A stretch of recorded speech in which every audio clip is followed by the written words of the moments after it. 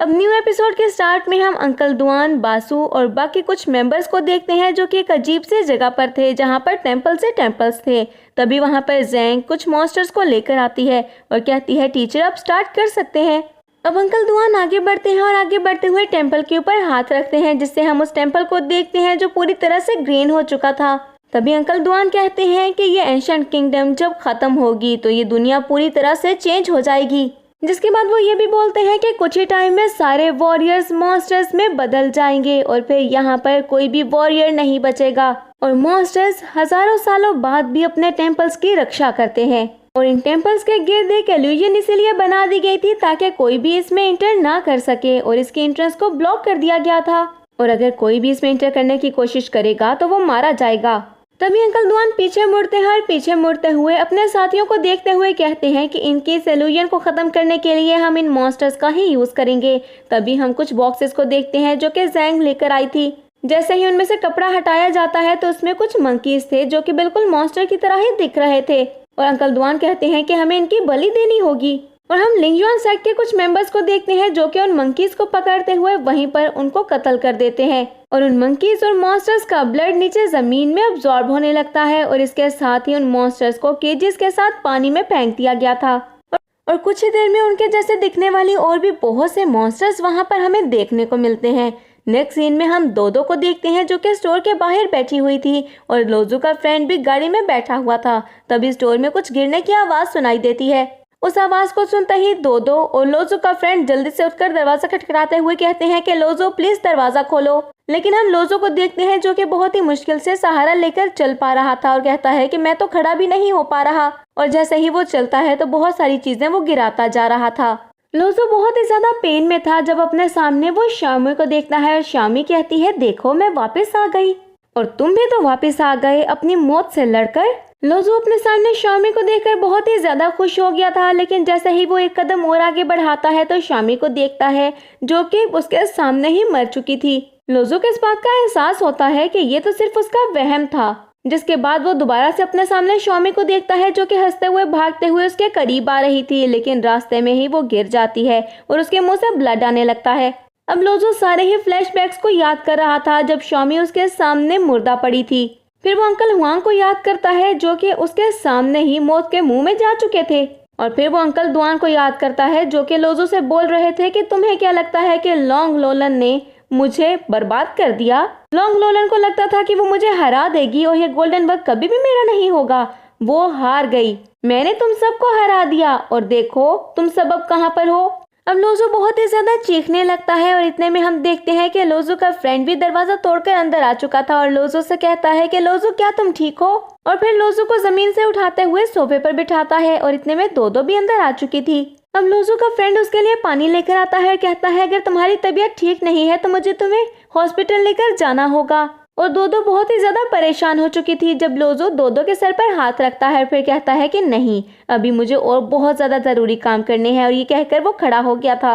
दूसरी तरफ हम फी को देखते हैं जो कि बहुत ही ज्यादा रो रही थी और उसके ग्रैंडफादर यानी कि ग्रैंडपा हुआंग का फ्यूनरल था और ग्रैंडपा हुआंग के साथ काम करने वाले सभी लोग बहुत ही ज्यादा सैड थे जब उनका मैनेजर कहता है कि ये क्या हरकत है, लिंगजुआन सेक्ट इतना आराम से कैसे रह सकता है, मुझे उसको बर्बाद करना है, जाओ और जाकर उस दुआन को मार दो। तभी हम सामने खड़ी लेडी को देखते हैं जो कि बोलती है ये सब करना इतना ज्यादा आसान नहीं है, हमें हेडक्वार्टर से ऑर्डर्स आने का वेट करना होगा क्योंकि हम जानते हैं कि लिंगजुआन सेक्ट कितना ज्यादा खतरनाक है। और हम शाओ को देखते हैं जो कि हाउस के बाहर खड़ा ये सारी बातें सुन रहा था और तभी वहां पर लोजो भी आ गया था जिसको देखकर वहां पर खड़े लोग बहुत ही ज्यादा गुस्सा होते हुए कहते हैं इसने मारा है ग्रैंडपा हुआंग को, इसको भी मार डालो। लेकिन इतने में शाओ भी उसके पीछे ही आते हुए कहता है कि जब तुम्हें किसी बात का पता नहीं है तो बेहतर है अपनी जुबान बंद रखो। लेकिन वो सब लोग कहते हैं कि जिस इंसान को सेक्ट से निकाल दिया गया हो वो हमसे बात करने के लिए वर्दी बिल्कुल भी नहीं है और इसीलिए हमने तुमसे बात बिल्कुल भी नहीं की। इस लूजो को यहाँ से निकालो, ये यहाँ पर नहीं रह सकता। अब उन सब की बातें सुनते हुए शाओ भी काफी ज्यादा गुस्से में आ गया था और वो सब एक दूसरे से फाइट करने ही वाले थे जब फी चिल्लाते हुए कहती है कि बस करो तुम सब, मेरे ग्रैंडपा ने अपनी जान दे दी इस इंसान को बचाने के लिए और मेरे ग्रैंडपा ने हमेशा यही सिखाया है कि पीछे देखना बंद करो और जो सिचुएशन चल रही है उसको हैंडल करो। मेरे ग्रैंडपा के सैक्रिफाइस को मैं जाया नहीं जाने दूंगी। तुम सब आपस में लड़कर क्या चाहते हो कि हम अपना मकसद ही भूल जाएं? हम आज यहाँ पर लड़ने के लिए या फिर सिर्फ रोने के लिए इकट्ठा नहीं हुए हैं, बल्कि अपने ग्रैंडफादर की लेगेसी को आगे बढ़ाने के लिए इकट्ठा हुए हैं। तभी लोजो आगे बढ़ता है और ग्रैंडपा हुआंग की पिक्चर के सामने अगरबत्तियां जलाते हुए उनकी पिक्चर के सामने झुक गया था और फिर भी पिक्चर के सामने झुक जाती है।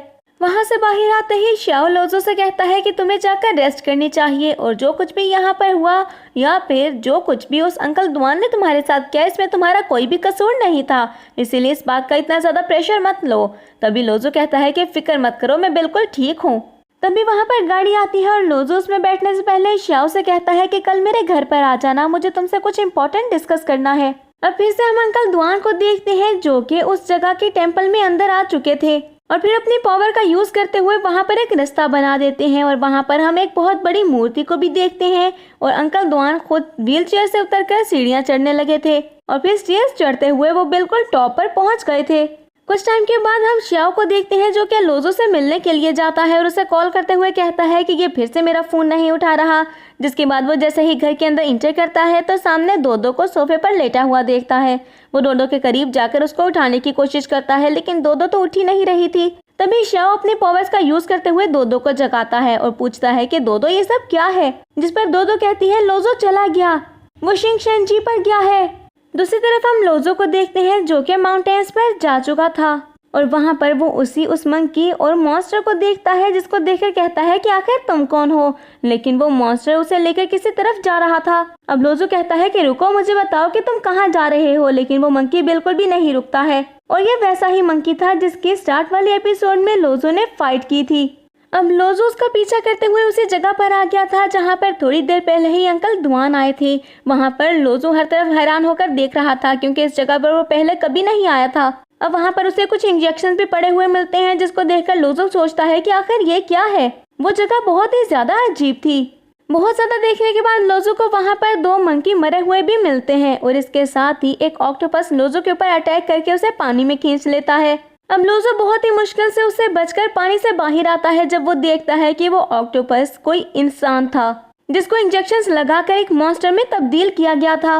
और लोजो और उस आदमी के दरमियान में बहुत ही ज्यादा फाइट होने लगी थी जब लोजो बार बार उसके अटैक से बच रहा था क्योंकि अब तो लोजो के पास कोई पावर्स भी नहीं थी।